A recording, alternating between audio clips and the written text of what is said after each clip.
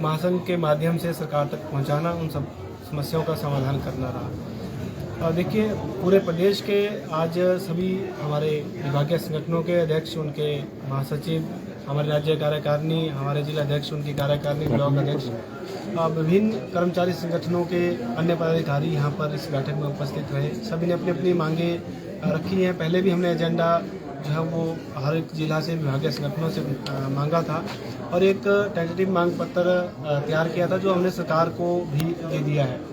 लेकिन फिर भी इसमें कुछ और मांगे, जिस तरह से आए दिन कर्मचारी की और मांगे भी आती हैं, उन सब मांगों को लेकर ही आज हमने एक सम्मेलन ये बुलाया था। और इसमें जैसे कि सबसे पहले जो सरकारी पद प्रदेश में खाली हैं, उन सबको भरने की हम सरकार से लगातार गुहार लगा रहे हैं, मांग कर रहे हैं, ताकि एक तो उससे ये होगा कि जो विभागीय कार्य है, जो सरकार का कार्य है, वो सुचारू रूप से चलाया जा सकता है, उसमें और तेज़ी लाई जा सकती है। प्रदेश जिस तरह से प्रगति की राह पर है, उसमें और तेज़ी लाई जा सकती है।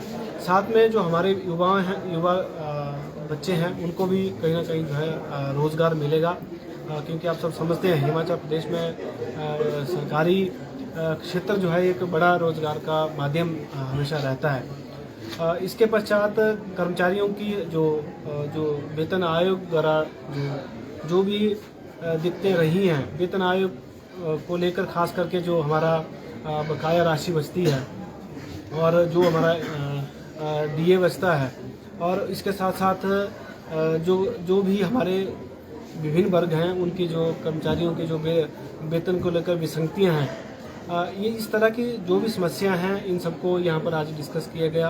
और जो एचआरए बहुत समय से जो है कर्मचारियों को नहीं बढ़ाया गया, और इसके साथ साथ जो खास करके ऐसा वर्ग जिनकी आवाज़ जो है ज़्यादा नहीं उठाई जा सकती, वो संगठन के रूप में थोड़ा बहुत संगठित तो ज़रूर हैं, लेकिन बहुत ज़्यादा जो है वो इधर उधर नहीं जा सकते, क्योंकि वो 4-5 हज़ार के ऊपर जो है वो फिलहाल प्रदेश में गुजारा कर रहे हैं। जैसे अगर बात की जाए मल्टीटास्क वर्कर की, आंगनवाड़ी सहायिका, या इस तरह के जो भी वर्ग आते हैं, उन सब को लेकर भी हमारे महासंघ में बहुत सारे साथियों ने उनकी मांगों को भी यहाँ प्रमुखता से रखा। तो हम चाहते हैं कि उन वर्ग के लिए भी हम कुछ ना कुछ कर सकें।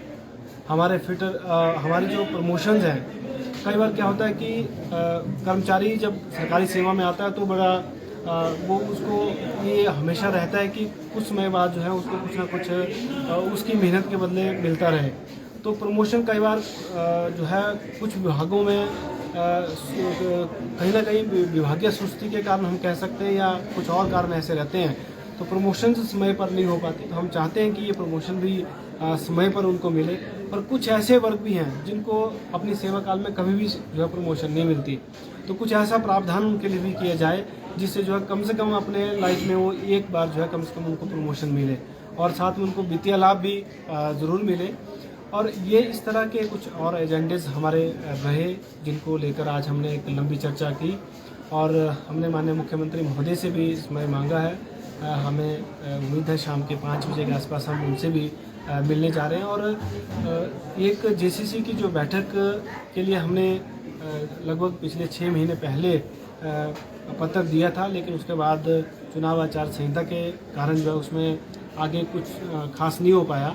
तो आज फिर से हम एक पत्र जो है जेसीसी के लिए देने जा रहे हैं, ताकि हिमाचल प्रदेश में संयुक्त सलाहकार समिति की जो बैठक पिछले 2-2.5 वर्षों से नहीं हुई है, वो जल्द से जल्द हो, और ये जितनी भी हमारी मांगे हैं, इन सब मांगों को हम एक पटल पर रख सकें, जिसमें माननीय मुख्यमंत्री महोदय, मुख्य सचिव महोदय, विभिन्न मंत्री मंडल के सदस्य और जो सचिव महोदय और बाकी नेतागण भी उसमें सम्मिलित रहें, और उस मंच पे हम जो है अपनी मांगों को रखकर उनका समाधान करवाने में जो है वो कामयाब हो सके। कर्मचारियों ठाकुर साहब, आपकी जेसीसी हो नहीं रही है, कई गुटों में महासंघ बटा हुआ, खासतौर पर 2 बड़े गुटों में बटा हुआ है। आपको ओपीएस दे दी, बाकी सारे मुद्दे हाशिए पे चले गए। कहा यह जा रहा है कि कर्मचारी बोल नहीं पा रहे हैं, ना डीए मिल पा रहा, ना एरियन मिल पा रहा है, और कर्मचारी पूरी तरह से खामोश है। ओपीएस मिल गई, बाकी सब गौन।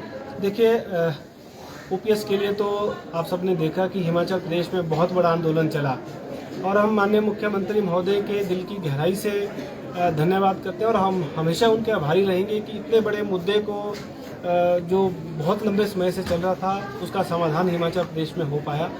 और पिछले काफ़ी समय से हम भी समझते हैं, हमने छोटी छोटी डिमांड्स को लेकर उनसे लगातार मुलाकातें भी की हैं और उन डिमांड्स को पूरा करवाने में हम कहीं ना कहीं कामयाब भी हुए हैं। और जहां तक अब लंबित मांगों की बात है, पिछले 6 महीने से हम भी समझते हैं कि चुनावों को लेकर आचार संहिता थी, बहुत सारी अधिसूचनाएं जो होनी भी थी वो शायद नहीं हो पाई।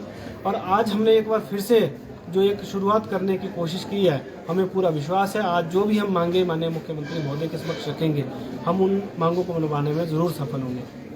क्या कोई इसके बाद आंदोलन की रूपरेखा भी बनेगी, क्योंकि काफ़ी लंबित मामले हैं, प्रमोशन का भी आपने जिक्र किया, डेट ऑफ अपॉइंटमेंट से भी कर्मचारी डिमांड कर रहे हैं, कोर्ट की तरफ से भी 1-2 ऑर्डर आए हैं, इन इश्यूज को भी रेज किया गया है। और ओपीएस में भी ये कहा जा रहा है कि 50% के बजाय अब 30% आपको सैलरी का मिलेगा, उसको लेकर मंथन चल रहा है।